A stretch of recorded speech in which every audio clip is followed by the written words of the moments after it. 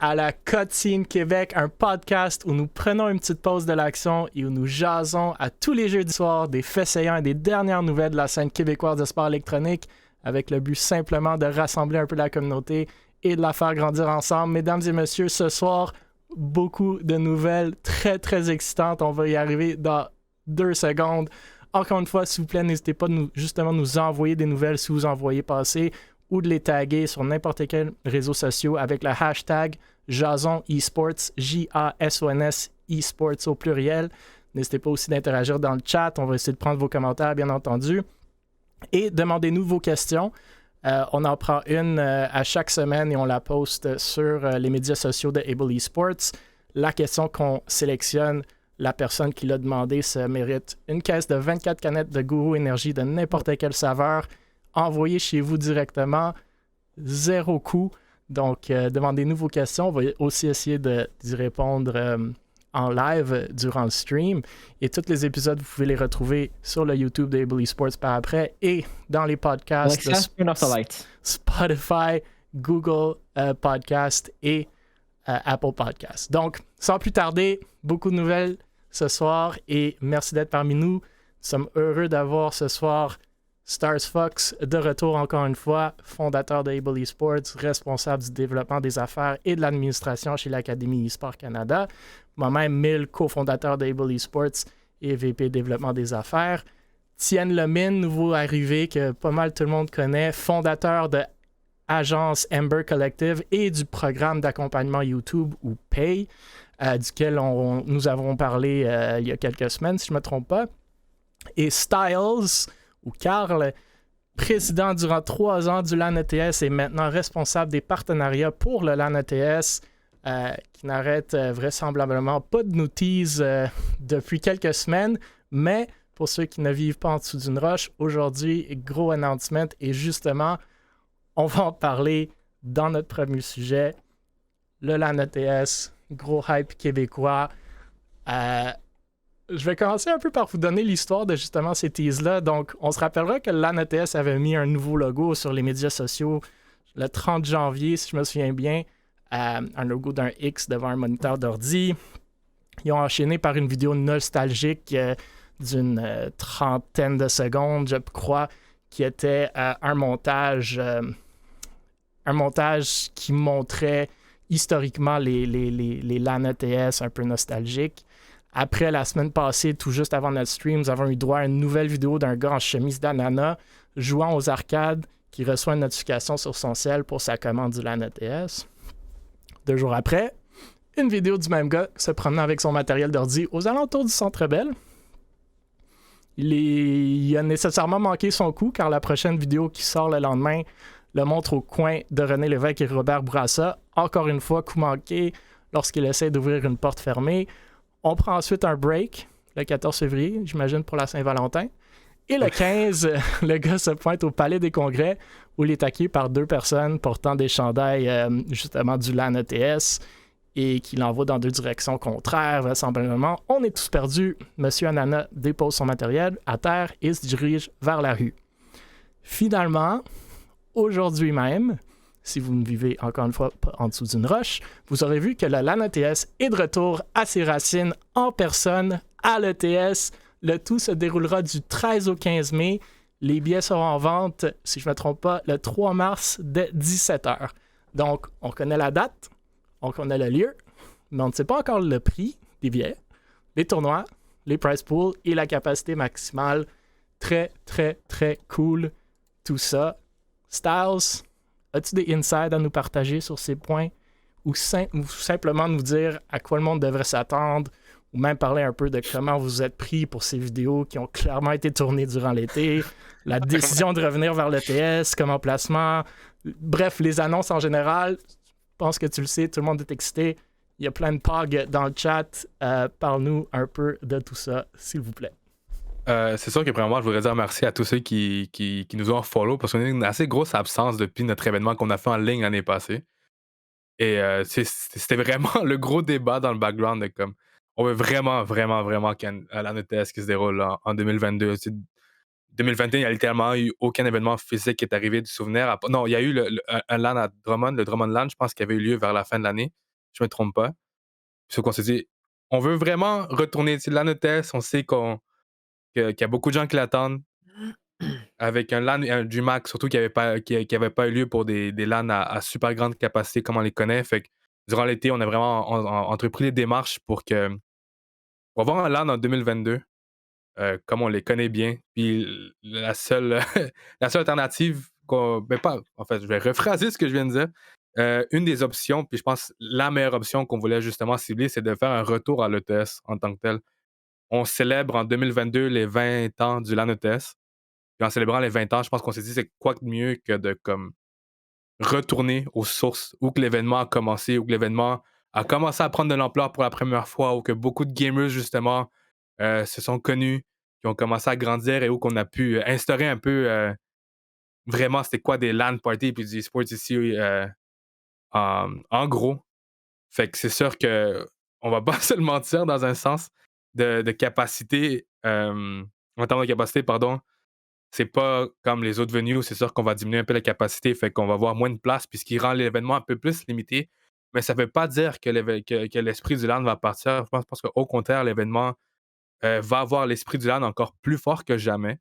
C'est vraiment les 20 ans qu'on fait, puis de retourner aux sources, c'est vraiment ce qui a le plus gros wow factor dans un sens. Puis je pense que je voyais un tweet de Polo Polo justement qui disait Back in the day, c'était vraiment aller à un test de 500 personnes où que des finales étaient faites dans l'auditorium, puis c'est là que le hype avait. Et qu'est-ce qu'on va apporter pour le 20e anniversaire? C'est un sentiment similaire pour les personnes qui ont déjà vécu un LAN dans le passé, que ce soit le TS ou dans peu importe qu'on s'est aventuré, ou des personnes qui ont vu le premier LAN, c'est de vraiment avoir une expérience magique, insane, de voir vraiment la communauté e-sports au Québec. Et c'est pas, je veux dire, je vais me rephraser encore, excusez-moi.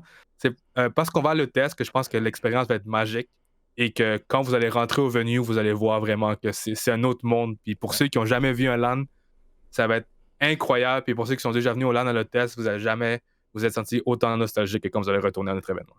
Ouais, moi, je disais comment le LAN Drummond était bien, là, mais à comparer à l'ETS, puis c'est rien pour enlever du LAN Drummond, c'était la première édition, mais l'ETS, c'est une autre game. Moi, je me souviens d'être allé 2 années de suite, je me trompe pas, dans les tout débuts du LAN ETS pour peut-être la 2e ou la 3e édition, quand c'était encore à l'ETS, il y a peut-être 20 ans de ça. Là. Mais dans le temps des écrans gigantesques, là, l'ambiance était incroyable. Là. C'était vraiment comme communautaire, c'est comme Polo l'a dit, puis comme tu viens de le mentionner. Surtout quand on compare au DreamHack, qui est incroyable aussi, mais c'est plus corporatif, c'est plus c'est un big corporate event, tandis que le LAN ETS, c'est plus, comme je dis, communautaire. Puis, DreamHack, comme qu'on l'a mentionné, on ne sait même pas si ça revient à Montréal, mais on l'espère. Mais, Tienne, Stars Fox, des réactions, un niveau d'excitement? Moi, je suis hyper excité. Si ça se voit pas la série. Moi, quand j'ai débuté dans le e-sport, c'était comme l'ancienne génération. Tu sais, en ce moment, dans le e-sport, sur Twitter, surtout, auparavant, c'était vraiment sur Facebook. Tu sais, c'est sur Facebook, puis c'était à l'ETS. Puis tu sais, ça, c'est mes grands frères, etc. Dans cette génération-là, c'est l'ancienne génération. Maintenant, c'est la nouvelle génération. Puis les gens de maintenant n'ont pas tant connu autant de LAN. Maybe peut-être juste le Drummondville. Et potentiellement un dernier LAN ETS ou un dernier DreamHack avant le COVID, quoi que ce soit. Puis j'ai juste super hâte, moi, personnellement, d'aller à l'ETS pour la première fois. Parce que moi, quand je suis venu, c'est l'année juste après qu'ils ont changé. Pour que c'était plus l'ETS. Puis moi, honnêtement, je pense que là-dedans, ça va faire comme vraiment magique. Ça va vraiment donner l'expérience de l'ancienne génération, mais à la nouvelle génération de maintenant. Moi, honnêtement, j'ai vraiment hâte. Puis aussi, les LAN, ça va être tellement du bien. Pour vrai, celui de Drummondville, ça va vraiment faire du bien à tout le monde. Puis je pense que tout le monde a vraiment hâte. Puis je pense que les billets vont se sell out quand même relativement. Où ils vont. La majorité des billets vont se faire prendre relativement rapidement, je pense. Ouais. Non, pour de vrai. Ouais, pour de vrai, moi j'ai hâte. Moi j'ai vraiment hâte. Même j'ai fait ma groupie ce soir, là, j'ai même mis mon jogging, la NTS. Ah non, pour vrai, moi j'ai des beaux souvenirs. Par contre, j'ai jamais été au LAN pour jouer. J'ai tout le temps été au LAN en général comme bénévole. Puis sérieusement, on tripait tout le temps là, avec le staff puis avec le monde aussi. Là, ça a tout le temps été super cool de voir ça. Puis c'est ça un peu aussi qu'est-ce qui est cool, c'est retour aux sources, entre parenthèses, du LAN ETS qui revient en personne. C'est que c'est là que Able a commencé aussi. C'est le premier LAN, dans le fond, que j'avais fait. Puis c'était pour ce LAN-là que je l'avais fait. Puis non, j'ai vraiment hâte que ça recommence. C'est sûr que là, j'ai hâte de voir.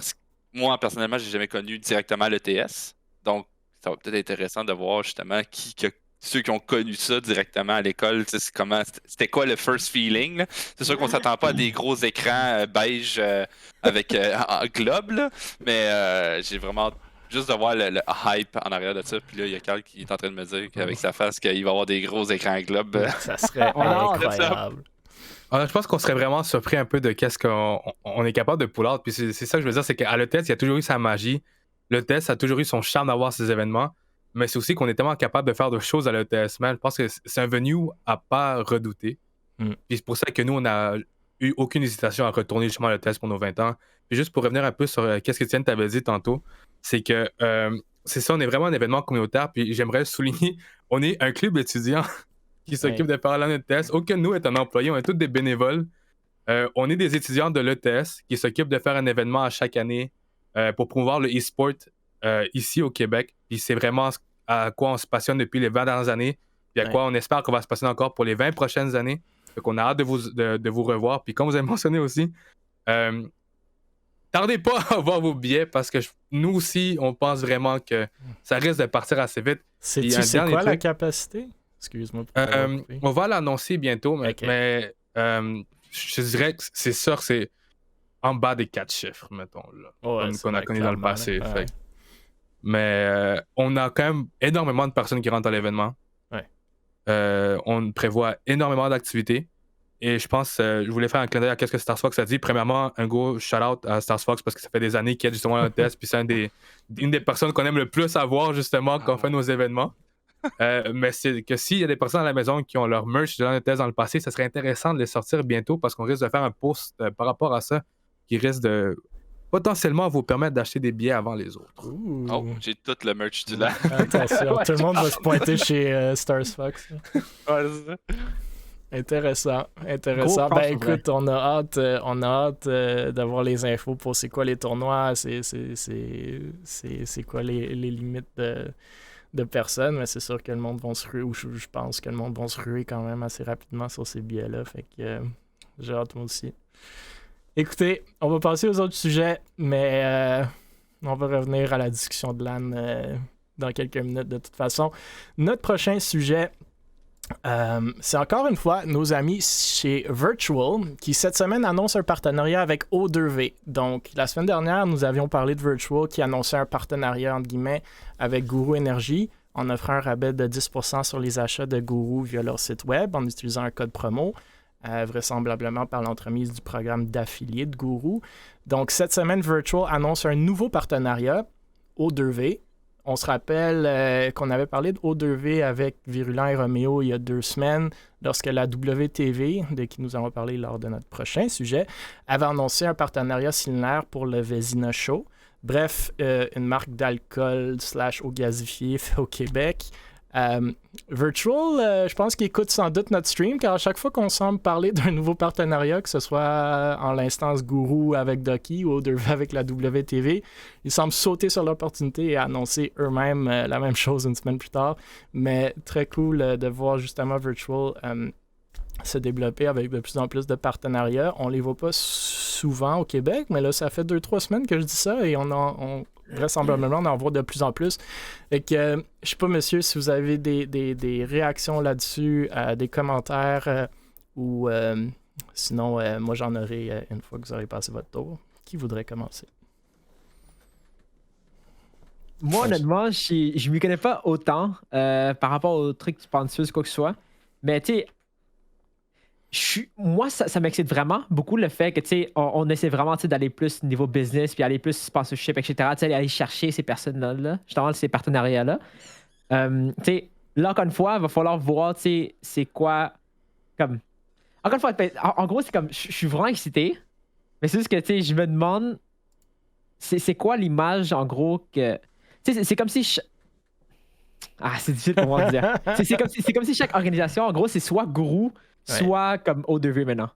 C'est plus ce truc-là que je me dis, mais en même temps, comme c'est pour la org en tant que telle, pour la eSports org en tant que telle, comme c'est un move, c'est un step forward. Ouais. Sauf que là, niveau différenciation, quoi que ce soit, comment se différencier des autres, etc. Niveau partenariat, là, comme c'est comme si tu t'attendais déjà à ce que ça arrivait, sauf que je suis content pour vrai. Oui. Stars Fox, Styles. J'ai pas énormément de commentaires là-dessus. C'est juste que comme un peu comme qu'est-ce qui a été dit, c'est quand même intéressant de voir. Personnellement, c'est ce que j'avais jamais vu, fait que même moi, genre, je me dis peut-être qu'on peut regarder qu'est-ce qui peut être fait, mais c'est sûr, c'est le côté un peu comme... sponsor du LAN ETS. Ah, honnêtement, j'en doute parce que c'est de l'alcool, genre, fait que for sure, je pense pas que ça arrivera. Mais c'est plus un côté comme... c'est ça, serait... Nous tous, on va jamais savoir c'est quoi qu'il y a derrière le deal, puis c'est bien correct comme ça, parce que c'est comme ça que ça va fonctionner. Ouais. Mais que ça serait intéressant, un peu comme Tian dit, c'est sûr qu'il y a des sponsors qu'on voit un peu pop-out, un peu par-ci, par-là, fait que ce serait intéressant de voir s'il y a vraiment une collaboration qui peut être faite dans le futur, au-delà de juste dire d'avoir un brand, justement, endorsement, voir c'est quelque chose qui peut te rapporter de plus pour l'org en tant que tel, mais comme je m'y connais pas assez pour parler, c'est ça, c'est une bonne chose toujours d'avoir des sponsors. Faut juste toujours vérifier que c'est un sponsor qui te rapporte réellement quelque chose à toi, puis que toi, en retour, tu es capable de rapporter quelque chose pour la compagnie pour de vrai. C'est tout ce que j'ai à dire. Ouais. Dans le même commentaire, moi, c'est sûr que j'ai peut-être une vision un peu plus comment dire, fermée sur le sujet. T'sais, O2V, effectivement, ils ont sponsorisé la WTV. Maintenant, ils vont chercher des organisations. Encore une fois, c'est savoir le deal qu'il y a en arrière. Mais c'est savoir aussi ce qu'ils recherchent. Parce que dans une compagnie, quand tu n'es pas connu dans un monde, c'est sûr que c'est difficile de rentrer dans les sports. Puis c'est difficile encore plus de travailler avec des gens qui connaissent le e-sport. Donc, si leur but vraiment c'est d'expandre dans le e-sport ou genre juste être vers les content creators ou quoi que ce soit X qui recherche côté marketing ou moi personnellement c'est sûr que aller vers une organisation e-sport pour partenariat, encore une fois, ça dépend du deal. Ça dépend encore. Encore une fois, on est super gentil, on se flatte dans la main, on se tape sur les joues, puis on n'en dit pas trop. Mais ça, je sais pas, là, c'est comme tu spread ta brand sur des projets qui viennent de naître ou qui sont pas avancés à un certain point. Je sais pas si c'est le bon move de le faire. Encore une fois, c'est de savoir si eux autres, dans le fond, ça les convient en 100% puis qu'ils voient vraiment une valeur publicitaire là-dedans. Encore une fois, c'est vraiment de voir tout ce qu'eux autres ont à faire. On va voir dans le futur aussi comment ça va développer le tout avec leurs partenariats qu'ils font. Donc, c'est intéressant de checker ça. Moi je me demande encore, je me dis, comme, eux avec WTV, je pense que ça fait bien niveau brand, parce que WTV, eux, ils boivent, quoi que ce soit, Là, avec une eSports org, ça, je me demande, justement. Parce que l'eSports org, d'habitude, c'est business-ish, même si c'est gaming, c'est plus business-ish. Là, je me demande de ce côté-là. Comme, c'est quoi la nuance là-dedans, comme, est-ce que ça fait très bien la brand en tant que telle? Parce que c'est comme une équipe de sport, Une équipe de sport. Mais il n'y a pas des mineurs dans la WTV. Il y a sûrement des mineurs un peu partout en e-sports, incluant chez nous avec Bud Light, mais moi, c'est sûr que c'est un point d'interrogation sur ce qu'ils vont chercher, tout comme c'était le cas pour le Vézina Show de la WTV, même si, comme tu mentionnes, Tienne, je voyais quand même un beau fit là-dedans. Après, je suis d'accord avec tous vos commentaires. Virtual, moi, je l'aime beaucoup, cette équipe-là, mais c'est une équipe avec comme 200 followers sur Twitter. Puis c'est pas juste ça qui compte, mais comme on dit, qu'est-ce que tu vas aller chercher avec ça? Je suis pas trop certain. Je serais surpris s'il y a quelque chose de significatif derrière ça. C'est vrai qu'on n'aura jamais nécessairement toute la transparence au monde. Moi, ce que j'aimerais de plus en plus voir les organisations faire, c'est des communiqués de presse une fois que tu as vraiment un partenariat. Juste pour dire, pas ce que tu vas chercher, mais ce que tu vas faire avec cette organisation-là. C'est un peu, je prends Able Esports par exemple, notre dernier communiqué de presse avec Guru, justement, on annonçait le podcast, on annonçait des événements en personne, peut-être des streams caritatifs, etc. Fait que ça pourrait être cool de donner un peu plus de transparence sur ce côté-là. Puis encore une fois, je suis très d'accord avec Tienne. Est-ce qu'il manque un peu de créativité à un certain point de qui est-ce qu'on peut ou on veut aller chercher en termes de partenariat, mais c'est peut-être juste un shotgun game. Là. Tu tires sur plusieurs cibles et celles que tu vas aller chercher pour vrai, ben, c'est celles qui sont déjà intéressées par le space ou qui ont déjà fait de quoi dans le space. Fait que le knowledge ou l'éducation est un peu moins nécessaire. Mais écoute, je suis d'accord avec toutes vous. Je pense que c'est un bon move. C'est cool de voir de plus en plus de compagnies, surtout québécoises, qui s'intéressent dans l'espace. Et on espère que ça va évoluer. Puis j'espère qu'ils vont faire des choses, des activations avec cette marque-là. Moi aussi, comme Styles, je la connaissais pas avant. Fait que c'est déjà 2 personnes qui sont allées chercher avec ces deux annonces-là, la WTV puis le Virtual. Donc, peut-être ça a déjà valu le coup, je sais pas. Est-ce que je vais en acheter? Sûrement pas, mais après, au moins, je les connais. Puis justement, en parlant... Non, vas-y, Styles, si t'as quelque chose. Ah ouais, juste, je pense que c'est un point intéressant sur ce que tu viens de dire, Ouais. puis je trouve que c'est super pertinent de le pointer. C'est justement, en même temps, ça revient au point un peu que tu avais mentionné, c'est justement la créativité un peu dans les sponsorships. Je pense que ce serait intéressant justement pour les orgs québécoises de voir à quel point eux sont capables de challenger un peu plus les compagnies qui les sponsorisent pour être capables de voir côté créativité, comme tu viens de te mentionner, comment on peut expand le brand au-delà de juste justement un endorsement. Puis je pense que c'est là justement que ça pourrait éventuellement devenir un game changer. Puis ça qui est important de voir ici. Si on veut pousser les compagnies, mettons, là on y va avec cette compagnie que malheureusement j'ai oublié le nom, désolé, O2V. S'ils sont capables de faire quelque chose d'amazing avec O2V ou de faire quelque chose qui n'a pas été fait ici au Québec, ça peut pousser d'autres brands justement à venir à long terme. Puis rendu là d'avoir comme un peu de compétition en quelque sens dans le market, puis juste être capable de pousser une org contre... pas nécessairement une org contre l'autre, mais juste de voir à quel point une commandite peut vraiment appuyer une org au Québec, parce que je pense que si ici au Québec on veut lancer davantage d'org, il faut davantage de commandites sérieuses. Of course, absolument. Et qui sont capables d'apporter plus. Fait que je pense que c'est justement aux orgs un peu plus québécoises de justement challenger leurs propres sponsors d'avoir plus, puis de retirer plus pour elles. Parce que je pense que les orgs québécoises en méritent définitivement.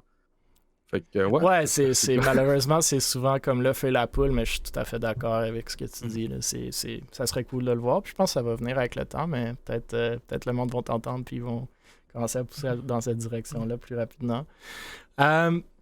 Justement, en parlant de la WTV, moi, je me demande, est-ce que le projet est déjà mort?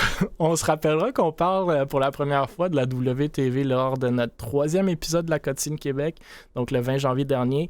C'est un projet de notamment Jacob Vézina, Fate, Tom Lachance, Bloom, Ilia et Nova, à savoir une web TV qui se caractérisait, du moins dans le temps qu'ils l'ont lancé, comme la première web TV officielle, entre guillemets, au Québec. Donc, en même pas un mois, ils vont chercher plus de 200 followers sur Twitter, presque 2000 followers sur leur chaîne de Twitch, ce que je trouve quand même impressionnant. Bref, moi, je trouvais un beau projet avec du beau graphisme, une belle idée, avec, on s'entend, un peu de marge d'amélioration pour ce qui est de l'exécution, puis on en a parlé, mais certaines de leurs émissions ou streams restaient pas mal de viewers. Je pense dans les 100, 200, sinon plus, si je ne me trompe pas. On vient aussi de mentionner leur partenariat avec O2V pour le Vézina Show, où d'ailleurs Moutmout, le fondateur de Ducky, avait passé. Moi aussi, j'ai fait un tour lors de la première épisode du Sport Talk Show de Nova et Fate. Tienne, tu en as fait partie aussi il y a 2 semaines, si je ne me trompe pas. Bref, justement, depuis que Tienne est passé il y a 2 semaines, on entend plus grand-chose de la WTV. Je dis pas que c'est la faute à Tienne. C'est la faute à Tienne. Mais de ce que je me fais dire, le projet serait mort. Bref, c'est du oui-dire, mais c'est ce que j'entends. Mais bon, j'imagine que rien n'est certain au final pour autant. Le dernier tweet date du 8 février, pareillement, pour les streams. On s'entend que 10 jours sans nouvelles pour une web TV, c'est pas idéal ni normal, du moins de mon point de vue. Donc, je sais pas ce que vous en pensez, monsieur. Moi, j'ai quand même des commentaires là-dessus, mais je vous laisse y aller pour ne pas voler votre tonnerre, comme on dit en bon français. Si vous avez des commentaires, bien entendu. Moi, j'étais vraiment content qu'il y avait ça. Pour vrai, j'avais mes high hopes. Le moment où j'ai vu le graphisme, good job Zaire, je pense.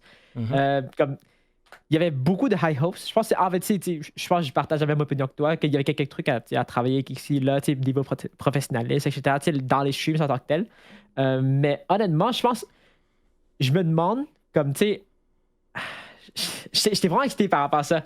Tu sais, ma prédiction, peut-être, c'est que, je sais pas si c'est mort ou non, mais ma prédiction, c'est qu'ils sont en train de réfléchir par rapport à ce qu'ils veulent faire. Ou peut-être que, genre, tu sais, ce genre de projet-là, quand il y a plusieurs personnes, le problème, c'est que c'était des étudiants, quoi que ce soit, il y a plusieurs personnes qui ont d'autres projets. Fait que ça fait qu'ils doivent tous diviser leur temps, puis doivent tous share le temps, justement, par rapport à ça, puis travailler sur le même projet. C'est ça qui est un peu plus difficile. Comparé à, par exemple, Offline TV ou quoi que ce soit, aux États-Unis, quand ils font tout ça full-time, fait qu'ils sont tous dedans. T'sais, ils ont tout le temps du monde pour vraiment prendre ça. Web TV, justement, je trouve que c'est un super beau projet. Je pense. Je suis curieux de voir ça va être comment. Je pense Fate, dans le chat, il dit que c'est en restructuration. Restructuration, fait que j'ai hâte de voir. Stars Fox Styles, avez-vous des réactions là-dessus? Sinon, je peux y aller. Je vais, Carl. Vas-y, Carl. Premier, si tu as quelque chose à dire. T'es mute, Styles. Excuse-moi. Pour être 100% honnête avec toi, je suis vraiment out of the loop là-dessus. Je pense que quand Stars Fox m'avait envoyé un peu les sujets de podcast, j'ai juste dit c'est quoi WTV? Parce que je suis pas au courant. T'écoutes pas notre podcast, c'est ça le problème. Non, j'ai commencé la semaine passée, j'ai trouvé super intéressant. Quand on parle du LAN ETS, c'est intéressant. Non, mais en plus, c'est ça.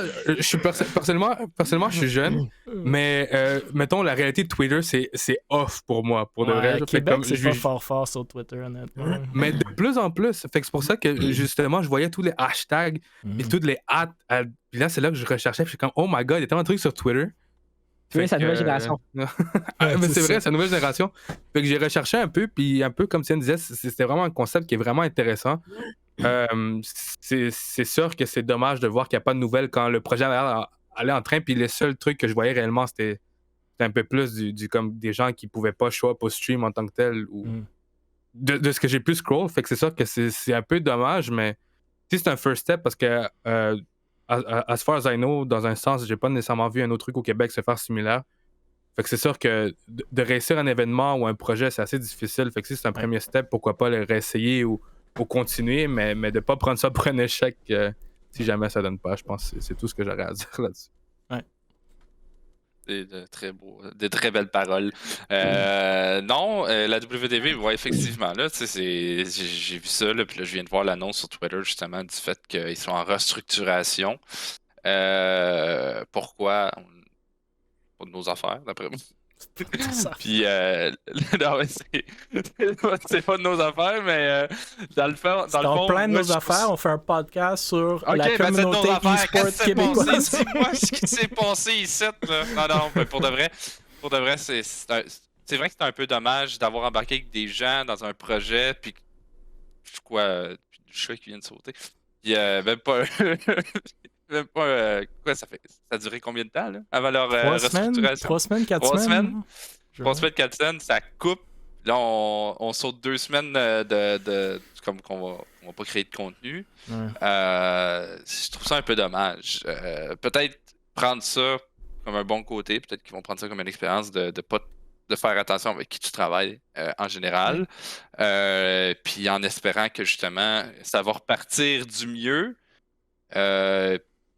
Qu'il n'y aura plus de 2 semaines de rebrand ou whatever. Ouais. Moi, je suis d'accord avec vous. Je pense que c'est vraiment dommage. Ça me semblait un beau projet, une belle idée.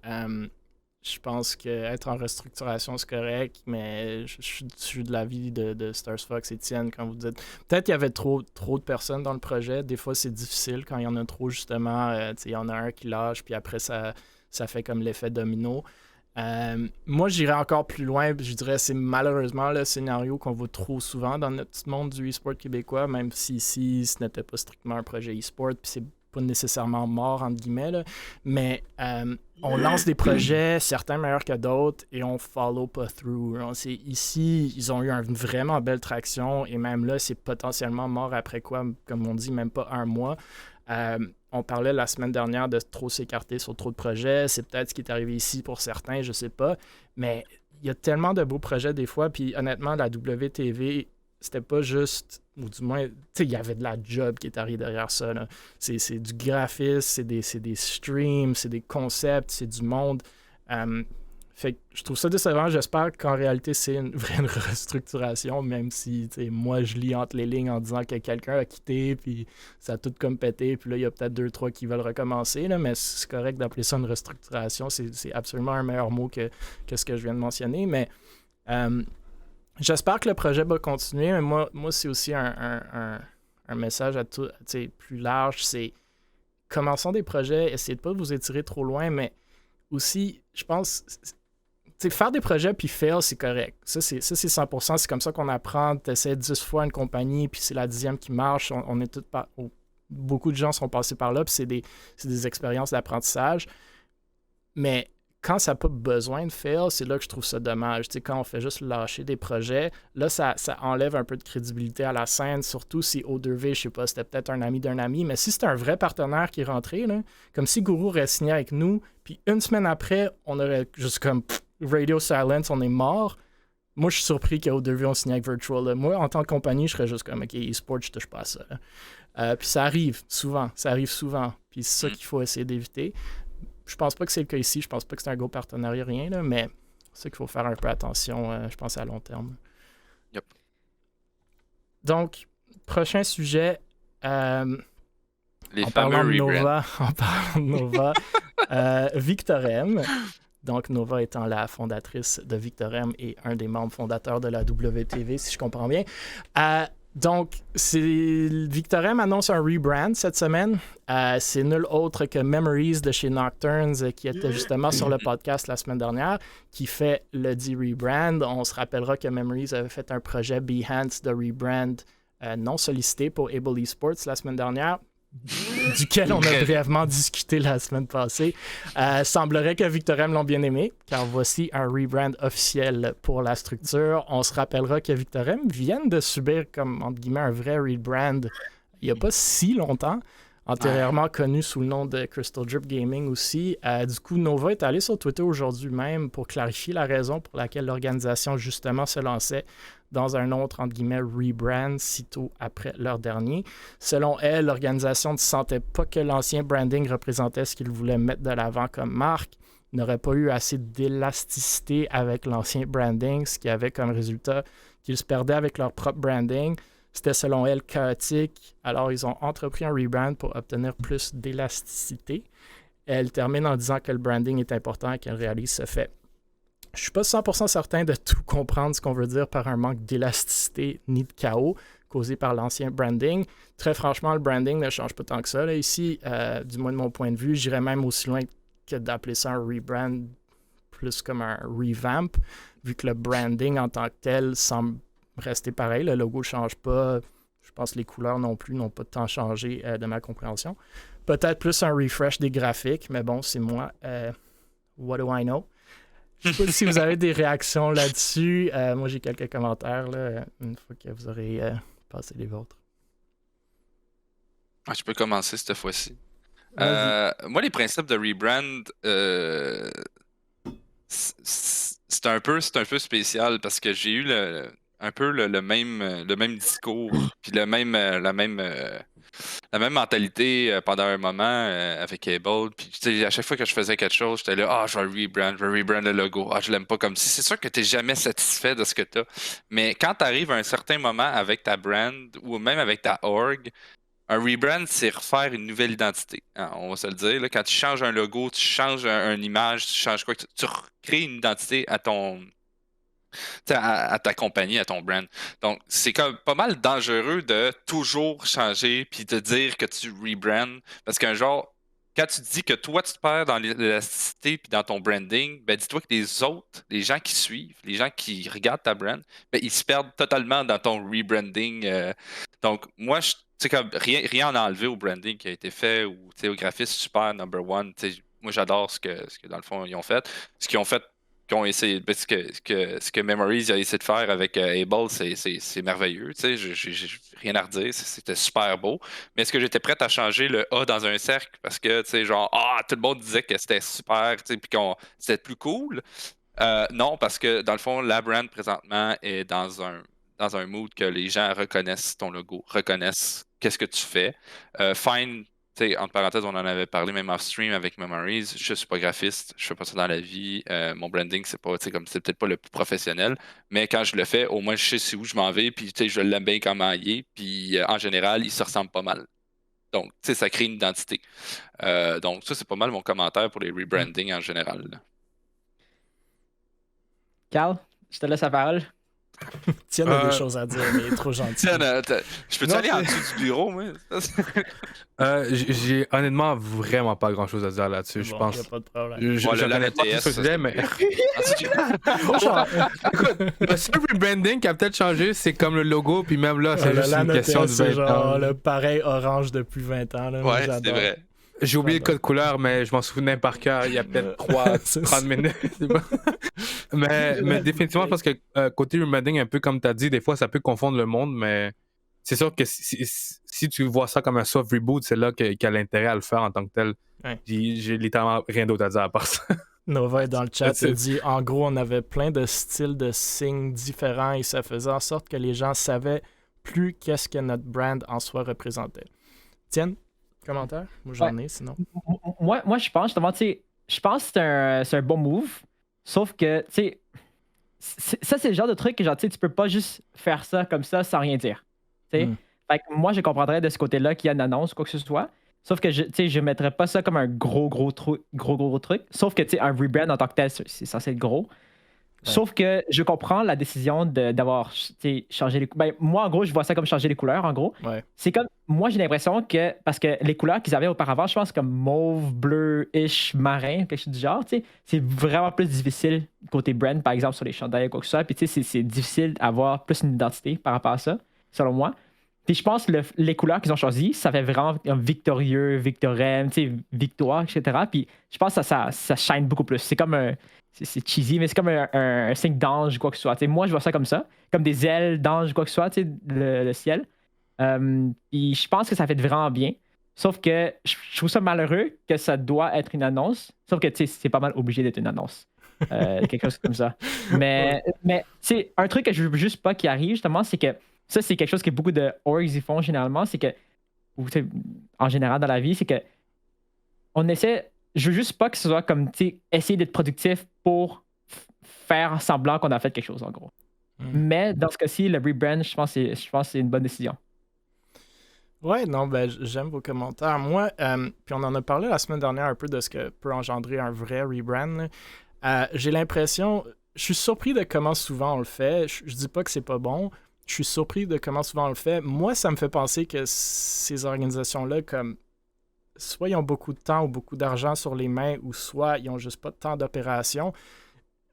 Ça tient vraiment pas simplement à des graphiques pour les médias sociaux en rebrand. Ça peut impliquer, oui, les médias sociaux, mais aussi graphisme pour tous les joueurs, les personnes dans l'organisation, revamp du site web, retravailler les éléments du stream, overlays, animations, vidéos, pas oublier les items physiques, bannières, stickers, merch, tout ton store, toutes les jerseys que, en théorie, si tu as des sponsors, vu que tu aurais mon Red Bull, mais je pense pas qu'il faut l'afficher, mais si tu as des sponsors, il faut renvoyer toutes les jerseys à tout votre monde pour bien représenter les sponsors. Du moins, là, je pense de Able Esports, ce que nous, on devrait faire si on faisait ça.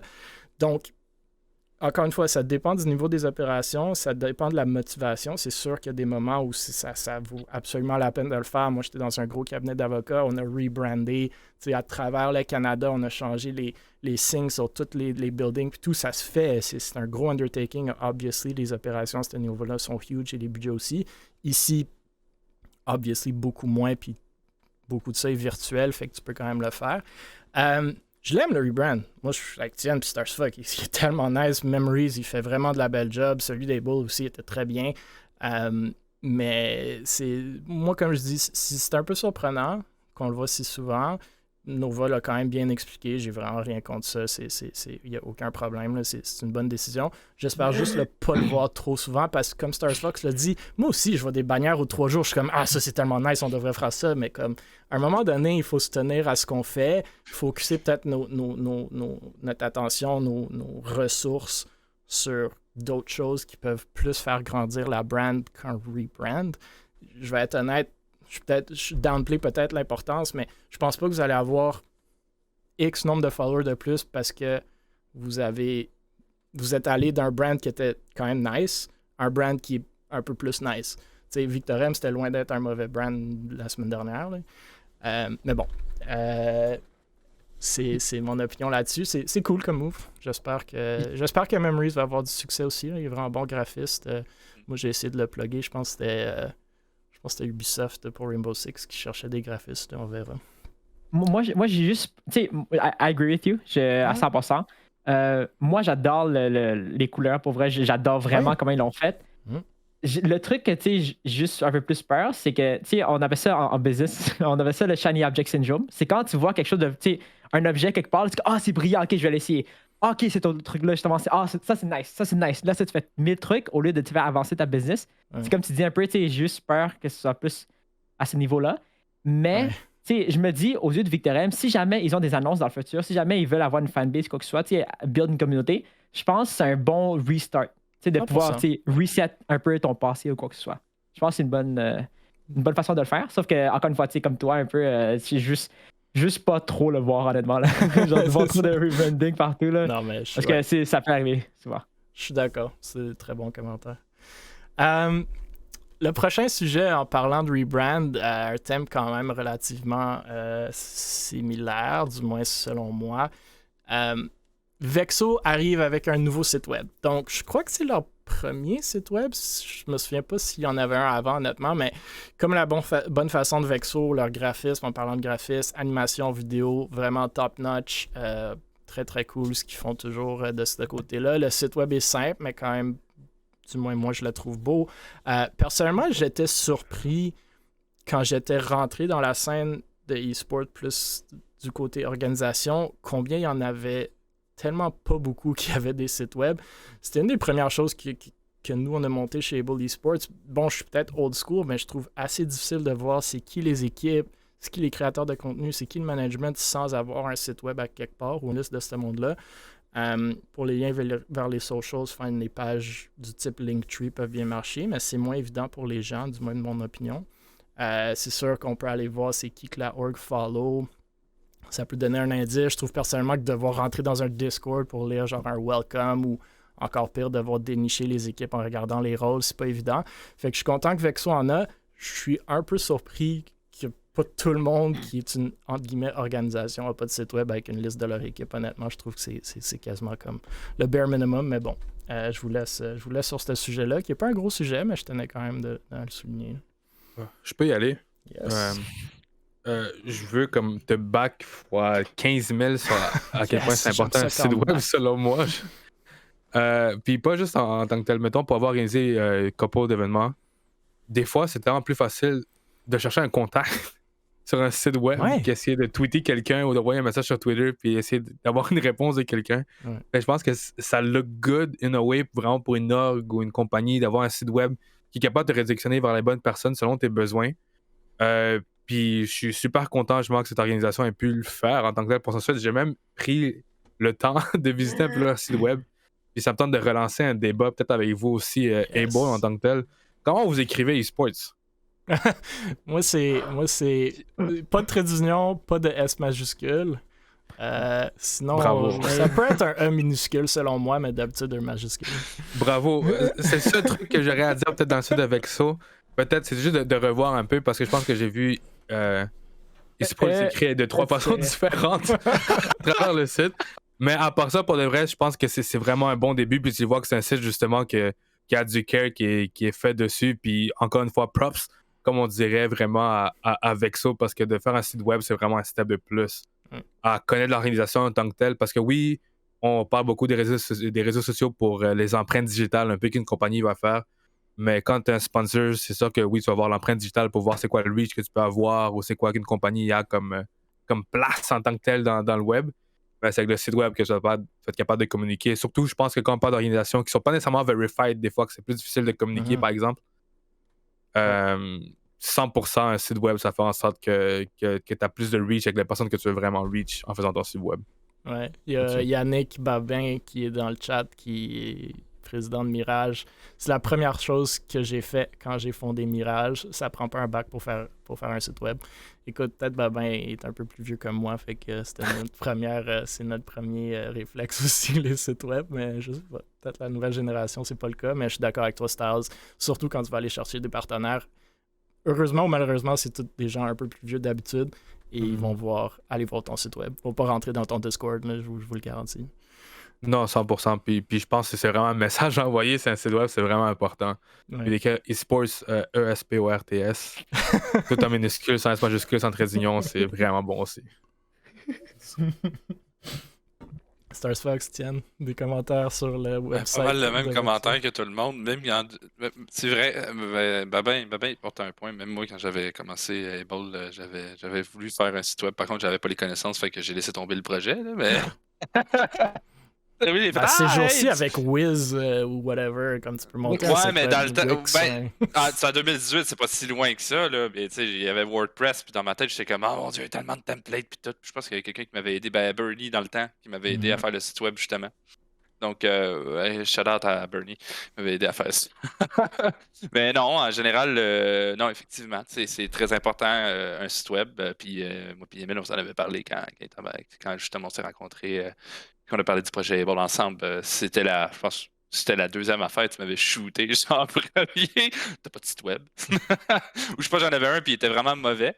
Donc, non, vraiment félicitations, puis continuez comme ça. Je pense que vous allez vers la bonne voie pour justement commencer à prendre l'expérience, puis comme pas mal tout le monde dit, avoir une empreinte un peu plus professionnelle dans votre projet. Moi, je pense, c'est encore la même chose que tout le monde. Là, oui, c'est important le site web. Moi, juste souligner la qualité du site web. C'est tellement.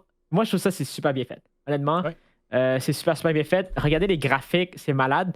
OK, mis à part le fait que c'est mal écrit, l'e-sports, je viens de remarquer, j'ai juste regardé vite le site web avant de commenter pour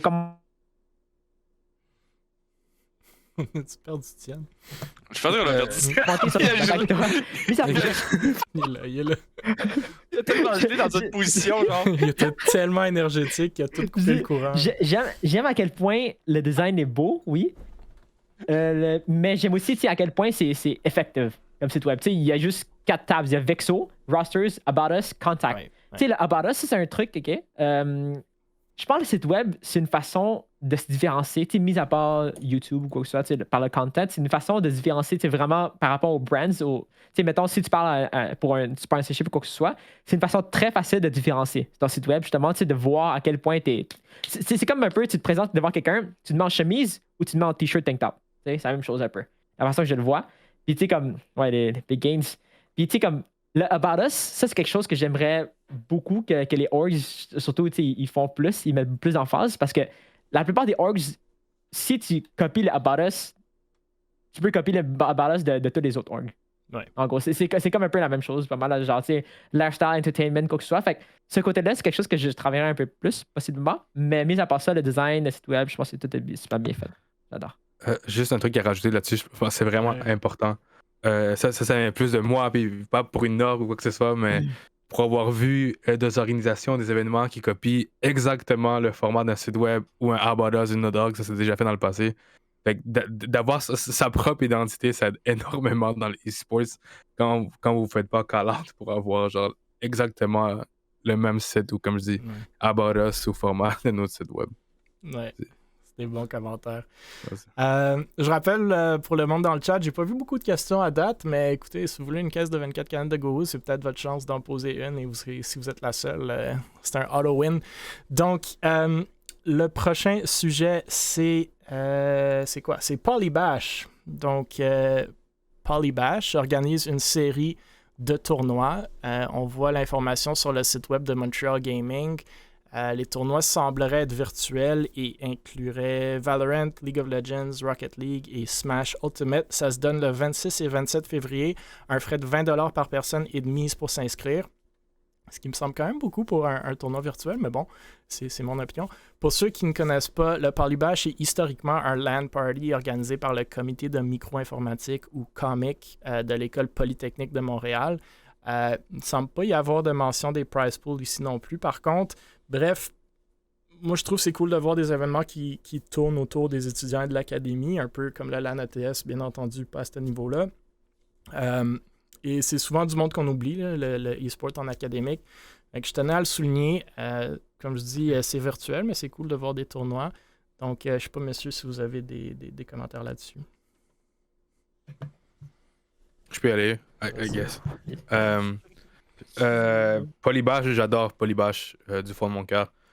Avant d'être quelqu'un qui se lance un peu en événementiel avec le LAN, j'étais un joueur de Smash avant tout. Puis je suis encore un joueur de Smash, comme Star Fox a mentionné, c'est pour ça que les tournois consoles, ça prend une place spéciale dans mon cœur. Puis les premiers tournois consoles que je suis allé, c'était vraiment les tournois de la Polytechnique, dans le fond, à Polybash. Fait que honnêtement, tu me l'apprends que Polybash fait un retour en ligne. Fait que je suis vraiment c'était pas très content. publicisé, honnêtement. Je l'ai vu juste sur Montreal Gaming, puis rien pour enlever de Montreal Gaming, mais c'est pas super actif, ni super, comme je trouve, qui mettent beaucoup de marketing. Je pense que ça dépend toujours des événements. C'est sûr qu'il y a un peu de trucs qui devraient être faits, mais surtout, je pense que, comme tu le mentionnes, c'est le fait que c'est une collaboration, on dirait. Ouais. Comme moi, je sais pas si c'est une collaboration avant que tu le dises maintenant. Je pensais que c'était Polybash qui faisait leur truc. Je pense que c'est une collaboration. Mais either way, je suis vraiment heureux que Polybash retourne un peu à faire des événements, même si c'est un événement en ligne. Le test, on aime travailler avec la Polytechnique. Fait que si jamais vous avez besoin d'aide aussi, appelez-nous si jamais vous voulez faire There de quoi. Go. C'est ça que je veux. Ou Du sinon, monde qui travaille ensemble, qui s'entraide. Comme tu dis, je pense que le sport, le e-sports académique prend davantage de place. Puis c'est vraiment de montrer à quel point les organisations d'e-sports académiques, encore une fois, sont capables de pondre des événements ou pondre des organisations en tant que telles. Fait que je suis heureux après tant d'années de voir Polybash back on track. Moi, je m'en souviens quand j'étais un pleb à Smash, puis je me faisais O2, genre real quick, mais j'avais mon plus gros fun parce que j'étais à Polytechnique, je suis comme, oh my god, j'ai 15 ans, je suis en train de tournoi de Smash. Puis c'était pas beaucoup de personnes, mais c'était insane. Fait que de voir ce sentiment-là qui peut arriver pour des personnes à nouveau, c'est incroyable. Je suis vraiment hype pour l'événement. Cool. Tiens, Star Fox, des ajouts? Pas besoin non plus. Hein. Moi j'ai Polybash, je connais pas du tout. De nom, je connais un peu. Mais Montreal Gaming, ça, c'est un nom que dans l'ancienne génération, on entendait plus. Ouais. Mais là, on recommence à en entendre parler un peu, mais tu sais, j'aimerais vraiment beaucoup plus voir Montreal Gaming. Absolument. Un peu plus les réseaux sociaux, etc. Parce qu'on voit pas assez, je trouve. Ouais, je pense que justement, je parlais à Lux, qui est derrière ça. On va l'inviter sûrement à un podcast peut-être la semaine prochaine. Donc, moi aussi, je suis d'accord. Là, je pense que ça peut être un peu la centralisation du e-sport en théorie. Là, mais puis, essaie de le faire, mais ça a l'air d'être un peu... ça revient, comme tu dis, mais c'est loin d'être au niveau où est-ce que j'aimerais que ça soit. On va continuer parce que on va devoir terminer avant 9h30 et il reste quand même 3 sujets, dont 2, je trouve... même les 3, je trouve quand même très intéressants.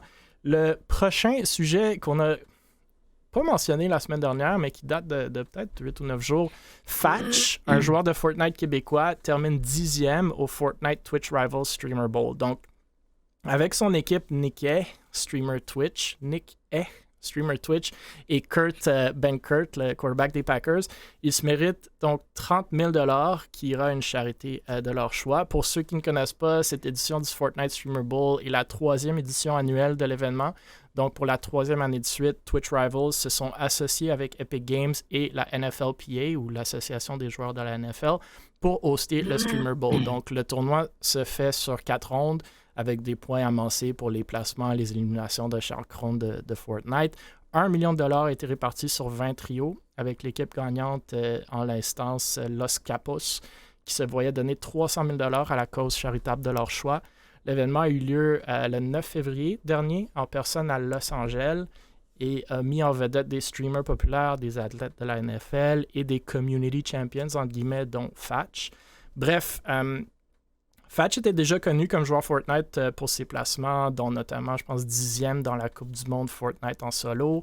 Pour ceux qui suivent un peu la scène, il jouait l'année passée, quand la scène compétitive de Fortnite était en trio, aux côtés de W. Carey et Pam Stu, 2 autres joueurs québécois.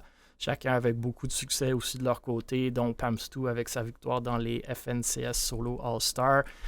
Très cool, de mon point de vue, de voir des jeunes joueurs québécois avec du succès international et de la belle visibilité, sans mentionner l'expérience d'une vie que Fatch vient de vivre à LA, jouant de Fortnite aux côtés de Nick et des quarterbacks de la NFL.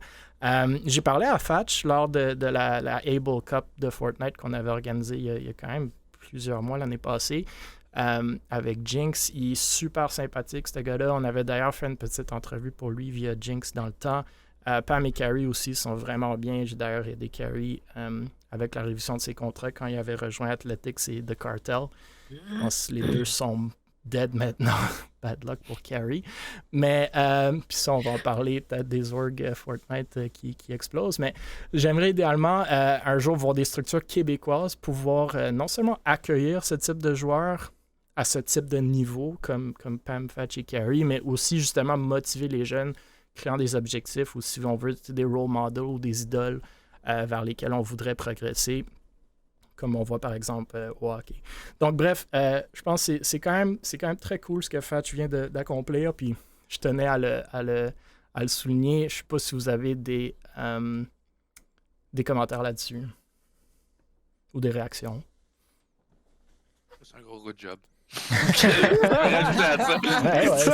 Non, for real, c'est vraiment cool. Puis en plus, Nick qui est passé, que justement j'avais vu qu'il avait été passé avec Georges Saint-Pierre à l'Académie.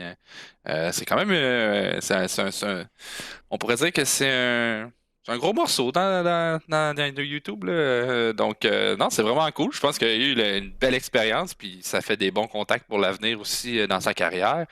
On espère que ça va juste mieux aller, justement, parce qu'on sait que Fortnite, ça bouge très vite. Les joueurs, ça bouge aussi très vite. La scène compétitive bouge énormément vite. Donc, on lui souhaite juste de rester stable puis de continuer son succès comme ça, sincèrement. Puis 30 000 pour de la charité, c'est vraiment nice. Moi, honnêtement, je ne m'y connais pas tant dans la scène Fortnite, mais je sais à quel point, pour moi, c'est un des seuls e-sports que je vois toute la communauté se rassembler autour. Pour moi, honnêtement, sur Twitter, je connais pas les noms, je connais pas Fast, je connais pas Pamstu, quoi que ce soit. La journée où est-ce que Pamstu a gagné, ou quoi que ce soit, je sais pas, tout mon Twitter timeline était rempli de ça. Ouais. Et moi, honnêtement, j'aime vraiment à quel point la communauté derrière les joueurs québécois, justement, Fortnite surtout. T'sais, dans les autres jeux, quoi que ce soit, oui, on encourage. Mais j'ai jamais vu une communauté aussi forte, justement, une communauté aussi, comme all-in, vraiment, pour un jeu comme ça. Moi, je suis super, super nice, pas vrai. Puis justement, Riken est dans le chat, puis il dit que Pamstu était dans le premier trio qui a gagné, puis moi, je l'ai complètement manqué, mais encore plus, 2 Québécois dans le top 10, incroyable. Fait que Pam aurait gagné 300 000, je pense, aux côtés de Marquise Brown, des Baltimore Ravens, et je me souviens plus du streamer, mais bref, c'est vraiment incroyable. Puis je suis d'accord avec toi, Tienne. Moi, ce que j'adore de ces joueurs-là, et encore plus, même derrière la philosophie des Bully Sports, pourquoi on va vers des joueurs québécois, c'est qu'il y a une communauté derrière ce monde-là. C'est des Québécois, il y a des Québécois qui veulent, qui ont du succès, puis à chaque fois qu'ils en ont, comme tu dis, tout le monde explose. C'était justement, je pense, pour le Streamer Bowl, c'était soit Fatch ou Pamstu.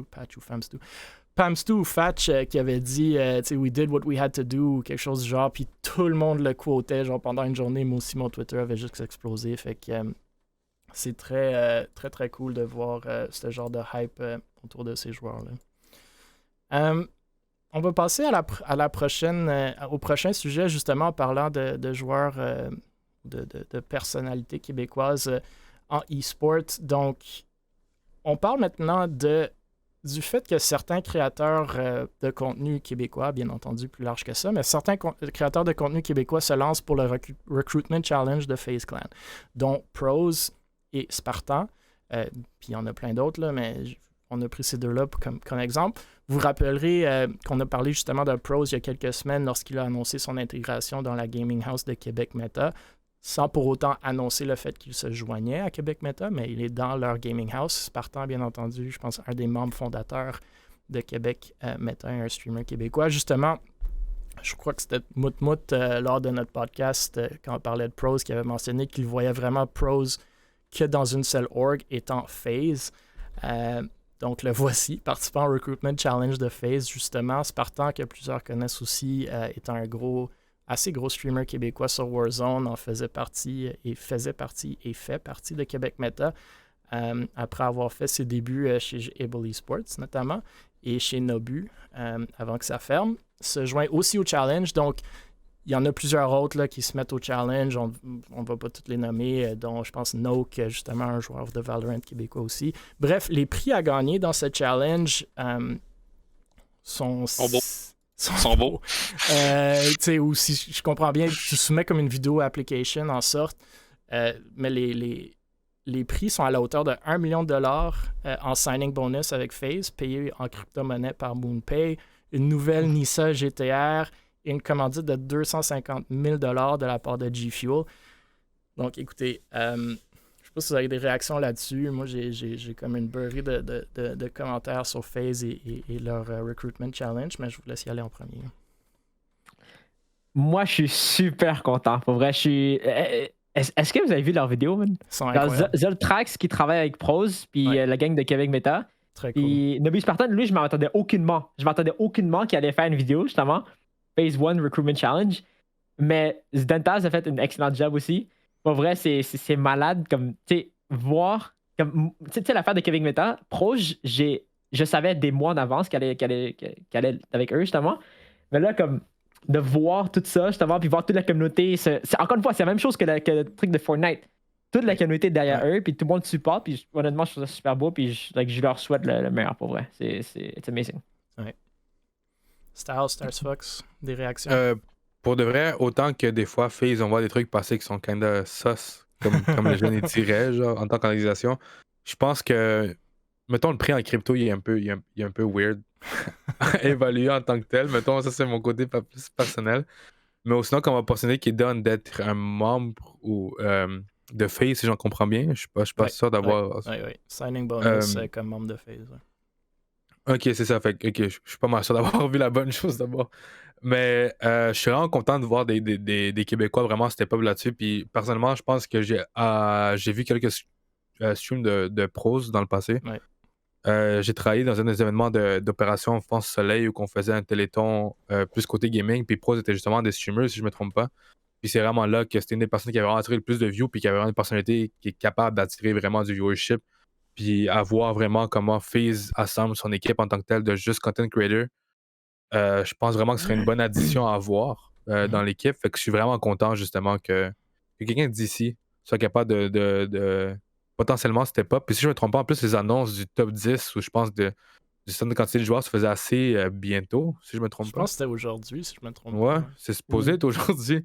Ouais. Fait que ça c'est vraiment le fun de voir une des deux personnes, ou du moins, comme je dis, j'ai un peu plus de bias pour Pros pour l'avoir vu et avoir travaillé indirectement avec lui. Fait que 100%, je pense que ça fait du bien. Puis je pense dans les commentaires aussi, on voit que c'est sûr que ici au Québec, on parle notamment le français, puis il y a beaucoup de personnes en plus francophones. Fait que si on parle anglais, on va tout finir un peu comme d'excuser avec un accent, mais je pense que c'est là que le charme il vient. Fait qu'il n'y a pas de problème à améliorer son anglais en tant que tel. Je pense que c'est vraiment le charme qui vient un peu d'être des Québécois qui ont un accent anglophone quand on parle, des accents francophones qu'on parle en anglais, ça fait partie du character en tant que tel. Puis il faut plus l'embrace que genre essayer de le dénigrer en tant que tel. Je pense que pour avoir stream quelques mois, je pense que quand il y a des personnes qui venaient en anglais, puis quand ton anglais a un accent, mais il est fun, c'était assez plus que justement dire ah non, il faut que tu améliores ton anglais. Non, il est bien, il va s'améliorer à la longue, puis continue ce que tu as à faire.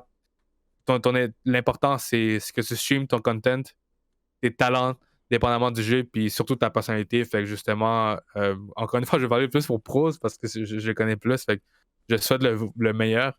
Puis je sais qu'il est capable de le faire. Puis je le souhaite qu'il va réussir à le percer. Ouais. Ah, que de beaux mots. Excusez, c'est pas parce qu'il a un mauvais anglais, c'est juste parce qu'il bégaye en anglais. C'est pas pareil, tu comprends rien. Non, mais pour de vrai, j'ai regardé la vidéo, j'étais sur le stream à Spartan quand justement il l'a annoncé. C'est sûr que là, on switch le contraire. Je connais pas beaucoup Prose, malheureusement, même s'il est super populaire. Là, ce que je vois, là, comme je suis allé voir sur Twitter, c'est quand même un gros gars. Côté Spartan, je pense que c'est plus, comme on dit, c'est plus quelqu'un qui fit avec ta vibe ou ta personnalité. Puis je pense que Puis de mon côté, vu que Prose est quand même assez big dans le monde, c'est sûr que des opportunités pour lui, c'est super, c'est number one. Mais je voudrais juste comme donner un petit pouce à Spartan justement pour son montage vidéo de sa vidéo que j'ai vraiment aimé, qui compte son histoire, sincèrement, c'était vraiment nice. Au moins tu vois que le gars il est parti from the bottom, puis comme il a juste grind.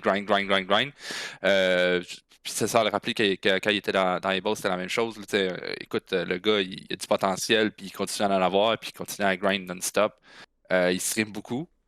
Il fait beaucoup de tournois, il fait beaucoup de compétitions. Il a fait des belles compétitions avec des gros streamers, quand même des vedettes françaises sur YouTube du côté de son jeu. Donc, le gars, disons qu'il a fait sa lock. Je continue qu'il la J'espère qu'il va la continuer justement avec FaZe. J'espère que, sincèrement, au pire des cas, j'espère que les deux vont être recrutés. Dans le pire, si les deux peuvent être recrutés. 2 sur 10 Québécois, ça serait fou. Là. Écoute, ça serait malade, 2 Québécois dans FaZe. Let's go. Écoute, je serais très fier autant de l'un de l'autre. Mais vraiment, les gars, faites du bon travail de A à Z. Je crois que vraiment, puis continuez à en faire. Lâchez pas. Il y a des hauts et des bas dans la vie. Fine. Surtout en streaming, content creator, c'est pas facile. C'est pas une job que tout le monde ferait, que tout le monde peut faire. Donc, vous avez vraiment une bonne énergie, vous attirez des gens, donc vous êtes des leaders positifs, comme on pourrait dire. Donc, continuez comme ça. Puis, écoutez, je vous souhaite le meilleur. Puis, si vous gagnez la GTR avec les beaux commentaires que je viens de vous dire, s'il vous plaît, on me l'envoie, je vous donne mon adresse. Hein? Merci. Que de vos commentaires. Moi, écoutez, vous avez tellement bien couvert tout ce qui est pros puis Spartan que je vais peut-être me tenir juste à mes commentaires pour ce qui est de FaZe. Moi, je pense que c'est vraiment cool ce que FaZe font en termes de marketing et de contenu. Puis, en général, tout ce qu'ils font est très intéressant, négativement et positivement en même temps. Bien qu'ils soient à la base, en e-sport, on passe à leur équipe compétitive CSGO, COD, Fortnite, PUBG, Rocket League, Valo, genre bref, plein d'équipes compétitives. Selon moi, c'est vraiment devenu plus une boîte de contenu et de marketing. Puis on se rappelle qu'en 2022, Forbes a évalué FaZe comme étant la 4e organisation la plus valorisée à un montant de 305 millions, TSM étant la première à 410. Leurs revenus sont de 50 millions annuel en 2021, donc 10 millions de plus que quand il s'était valorisé en 2020. Les revenus provenant des opérations de e-sports représentent que 20% de leurs revenus de ce chiffre-là.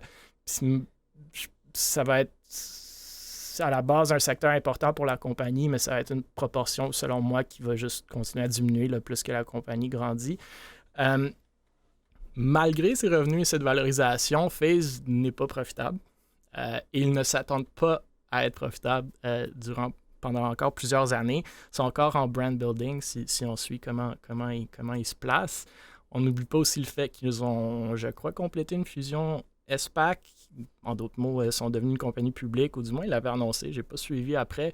Par cette fusion ou IPO-là, pas vraiment un IPO, mais par lequel ils sont allés chercher un financement d'environ 290 millions sur une valorisation de 1 milliard. Bref, peut-être, même si la valorisation est fort débattable, ça ne change pas le fait qu'après cette fusion-là, il y aurait 275 millions de dollars en banque après la transaction. Fait que tout ce qu'ils font, très, très cool. Je pense, en rentrant du monde québécois, ça serait absolument incroyable.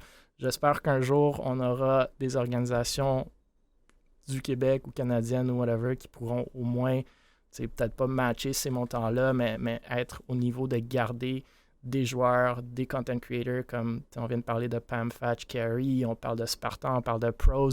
Moutmout l'a dit, Pros n'est même pas intéressé par ce qui n'est pas FaZe.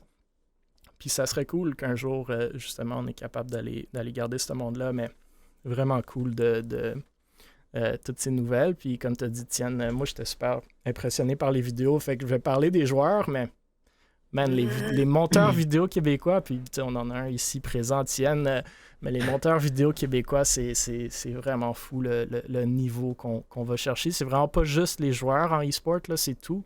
C'est le content, puis avec le content vient les monteurs d'Antaz et dans le chat, là, vraiment incroyable comme job.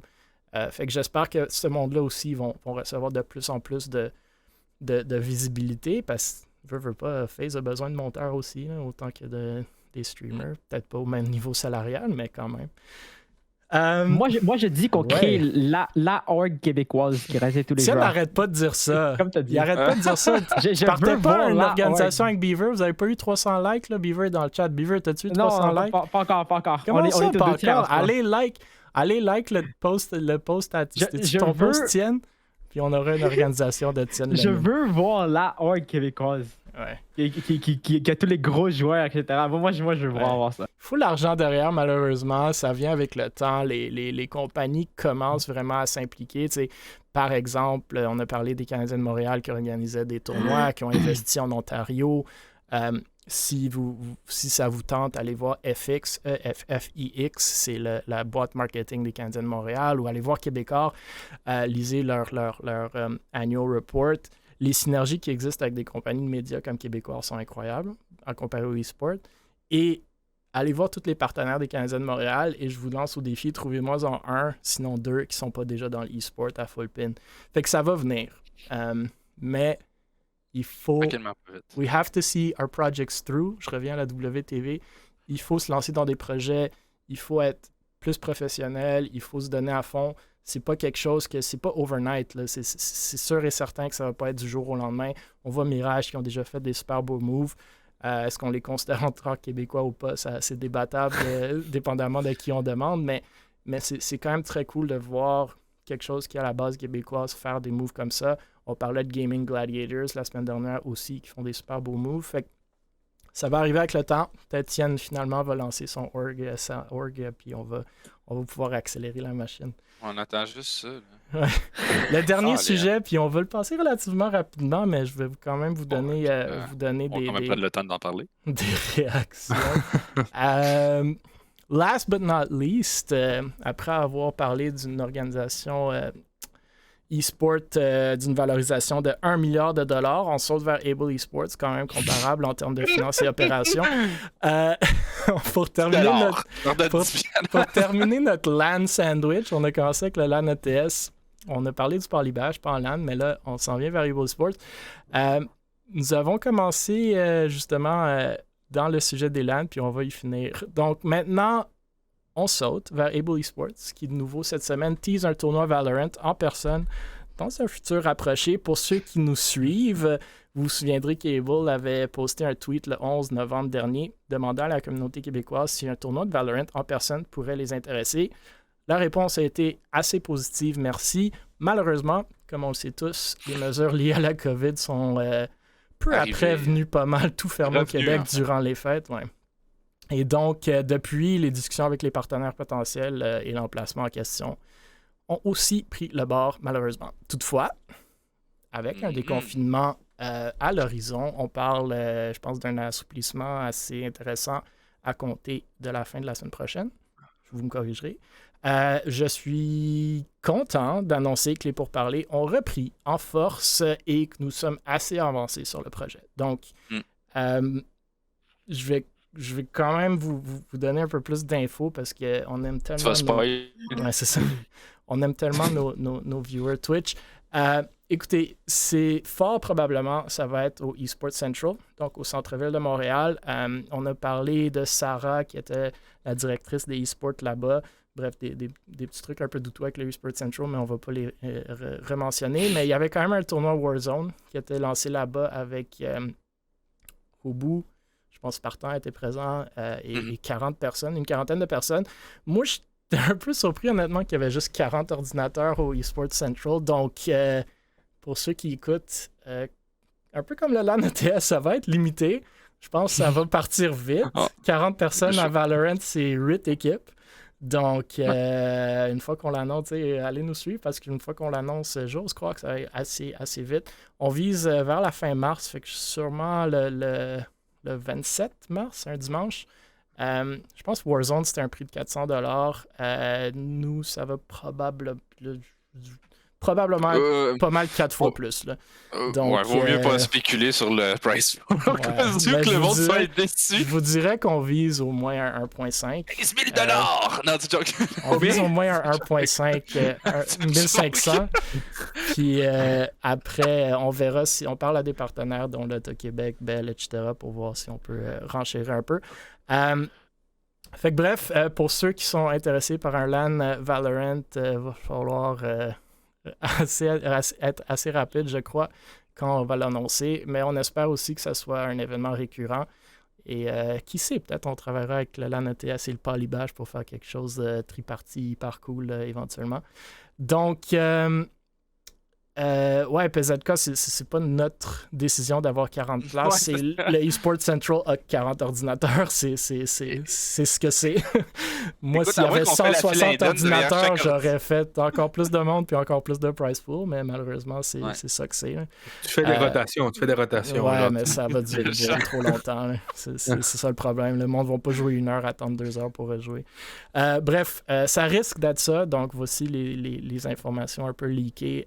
Mais on va l'annoncer une fois que ça soit un peu plus concret.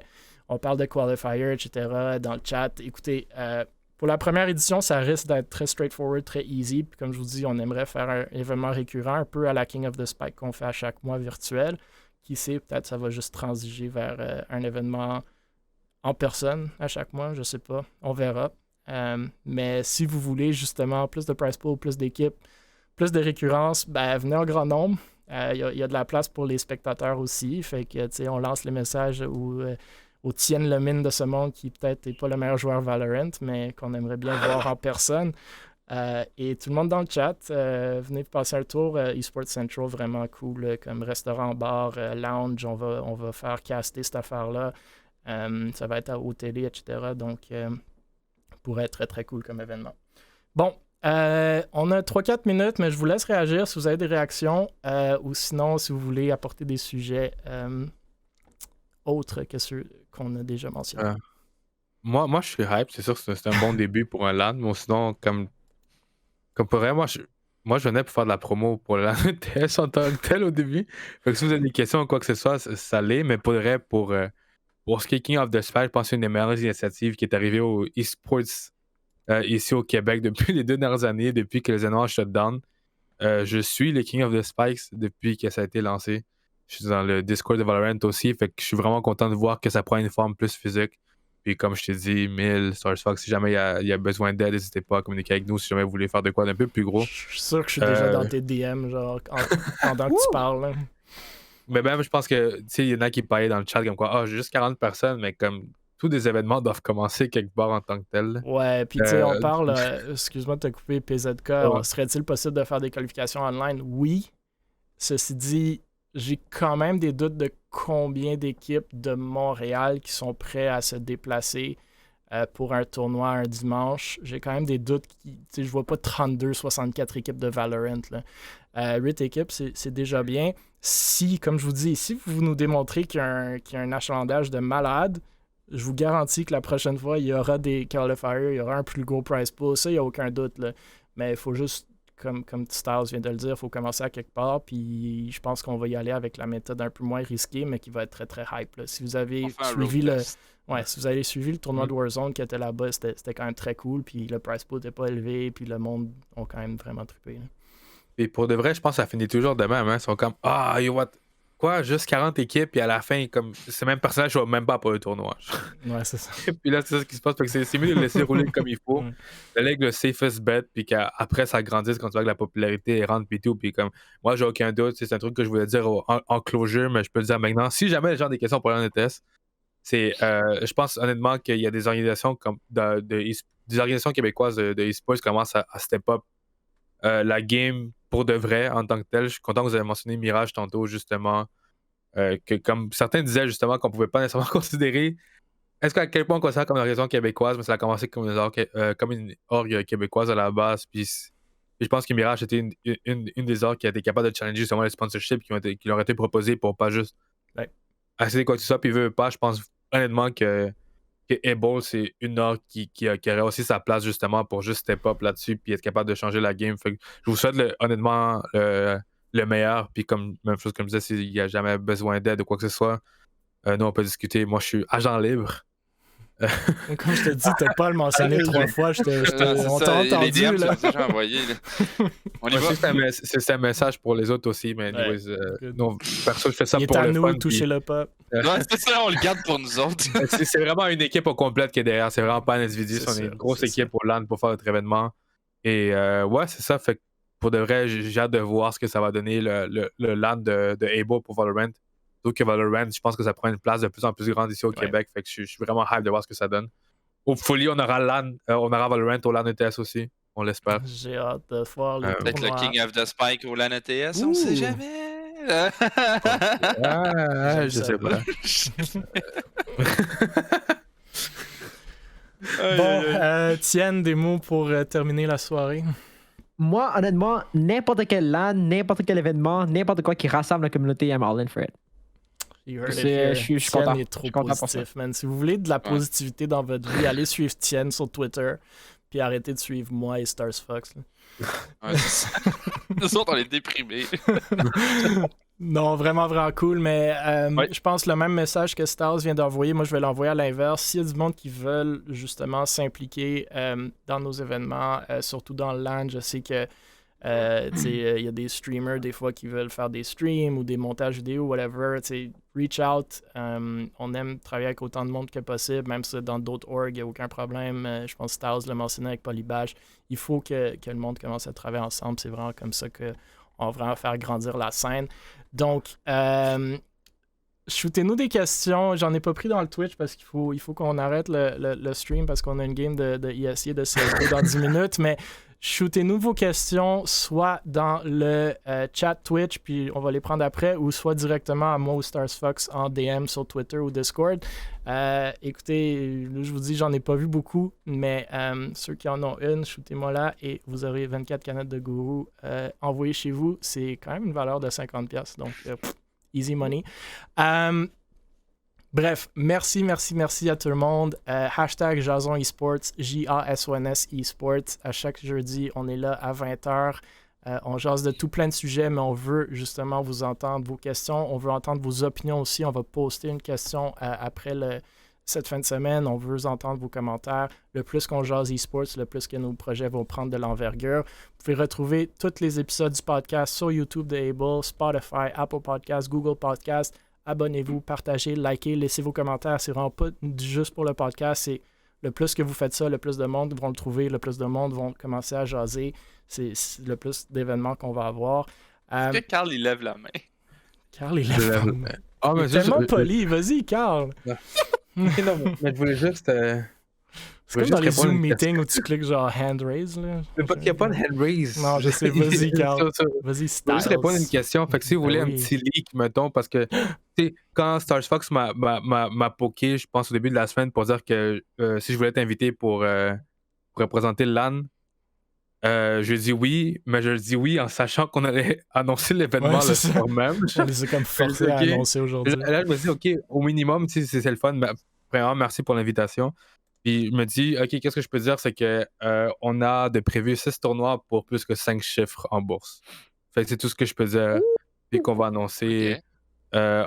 On va annoncer les tournois avant la vente de billets. C'est tout ce que je veux dire. Ben, j'espère. Mais logistiquement, ça serait intelligent. Dans le passé, on annonçait nos tournois après. Mais c'est fou. Mais c'est fou parce que l'affaire, c'est que le hype est là, pareil. Ouais, un LAN, oui, c'est les tournois, mais le LAN, c'est aussi juste la vibe d'être dans un LAN avec plein de personnes passionnées pour le on l'a vu à Drummond, il y avait quasiment pas de tournoi, puis le monde a vibé. Non, c'est cool. Ouais, fait que, dernier rappel, honnêtement, selon nos pronostics, puis je suis vraiment content de voir que les gens sont vraiment hype pour le LAN ETS, c'est premièrement, rester attentif par rapport aux prochaines annonces, parce que vous allez peut-être avoir la chance d'acheter vos billets avant les autres pour être sûr d'avoir vos places de secured. Et aussi, attendez pas la dernière minute pour acheter vos billets parce que étant un événement un peu plus limité que dans le passé, ça risque de partir assez rapidement. Et followez Able Esports aussi pour follower leur LAN qui va arriver. J'aime les shout-outs. Wow. Merci. Tienne, merci Stars Fox, bien entendu. Merci à tout le monde dans le chat. très très cool de vous voir à tous les jeudis. J'ai tellement hâte à 2022 avec les événements en personne qui reprennent en force. Donc on va rester safe, bien entendu, mais c'est cool qu'on va se revoir en personne. Tienne, il fait un lunch ou un late lunch samedi pour ceux qui veulent aller manger avec Tienne Babin et Beaver. Sinon... Il va y avoir toute la communauté qui va aller au resto. Sinon, encore une fois, on se revoit jeudi prochain. Merci tellement, messieurs, dames. On se reparle très, très bientôt. Bonne soirée.